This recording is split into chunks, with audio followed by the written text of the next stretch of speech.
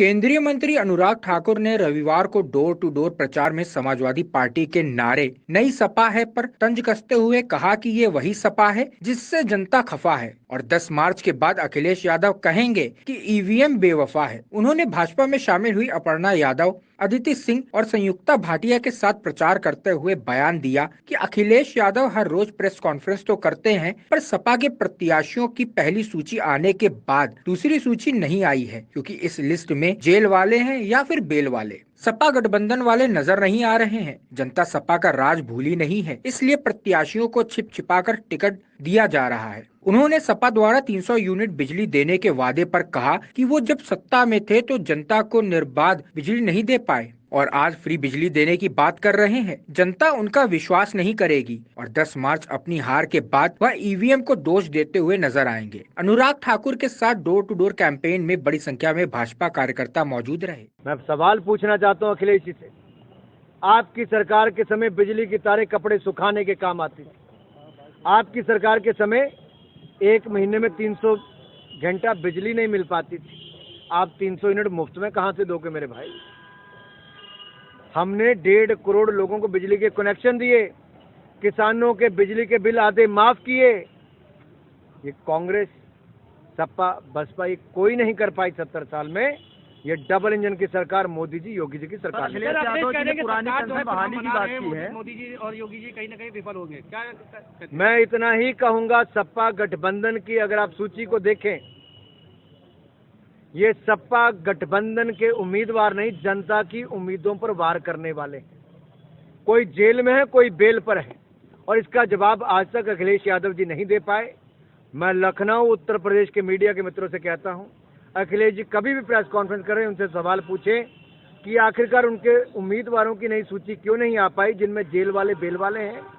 छिप छिप कर टिकटें क्यों बांटी जा रही हैं, डर क्यों सता रहा है और 300 घंटे की बिजली नहीं महीने में दे पाता, 300 यूनिट मुफ्त कहां से देगा? जिनके लिए आईटी, इनकम फ्रॉम टेरर के लिए जाना जाता था और इनके आईटी के एम्बेसडर थे अतीक अहमद अंसारी, नाहिद हसन से लेकर यूनुस खान तक। इन लोगों के डर से यहां से उद्योग भी पलायन कर जाते थे, लोग भी पलायन कर जाते थे। योगी जी की सरकार आने के बाद सुरक्षा बढ़ी, विकास हुआ, उत्तर प्रदेश भी दूसरे नंबर की अर्थव्यवस्था देश की बना। ये बहुत बड़ी उपलब्धि। सर, अखिलेश यादव पुरानी पेंशन बहाली को लेकर बात कर रहे हैं, उस पर आप क्या कहना चाहते हैं? 5 साल इनकी सरकार रही। उत्तर प्रदेश में मातृशक्ति, उत्तर प्रदेश की बहु बेटियां अपने आप को सुरक्षित महसूस करती हैं तो योगी आदित्यनाथ जी की सरकार में, भारतीय जनता पार्टी की सरकार में।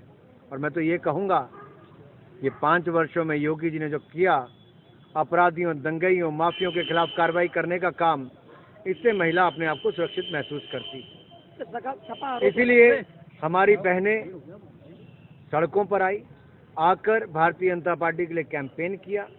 प्रियंका जी ने कांग्रेस को छोड़कर भारतीय जनता पार्टी के लिए कैंपेन शुरू किया है। अदिति जी ने भारतीय जनता पार्टी के लिए कैंपेन किया, अपर्णा जी ने किया। ये अपने आप में दिखाता है बहू और बेटियां अपने आप को सुरक्षित महसूस करती हैं तो उत्तर प्रदेश में भारतीय जनता पार्टी की सरकार में करती है। सर, अखिलेश यादव पार्टी आरोप लगाती है कि भारतीय जनता पार्टी नफरत की राजनीति कर रही है, भाईचारे को खत्म कर रही है। हम तो सबका साथ, सबका विकास, सबका विश्वास और सबका प्रयास, इसी मूल मंत्र के साथ काम करते हैं। डबल इंजन की सरकार ने समाज के सभी वर्गों के लिए काम किया।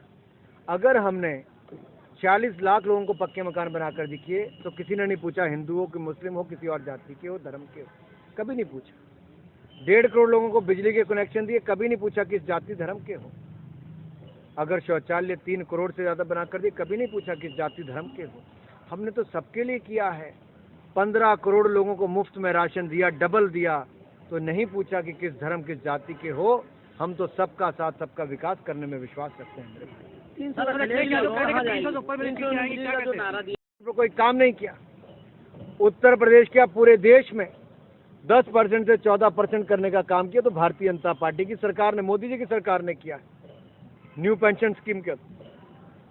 इसलिए ये केवल झूठी बातें करते हैं। इनके समय तो ना रोजगार मिलते थे और जो प्राइवेट क्षेत्र में भी थे वो भी पलायन कर जाते थे। ये केवल आज इस चिंता में है कि इनके ऊपर जो इनकी लिस्ट में लोगों के नाम आ रहे हैं, एक के बाद दूसरे की टिकट काटने का इनके काम आ रहा है। तो सोच रहे कौन कौन से झूठे वायदे करें, जितने मर्जी वायदे करें, उत्तर प्रदेश की जनता बाकियों को नकारेगी, भारतीय जनता पार्टी को स्वीकारेगी।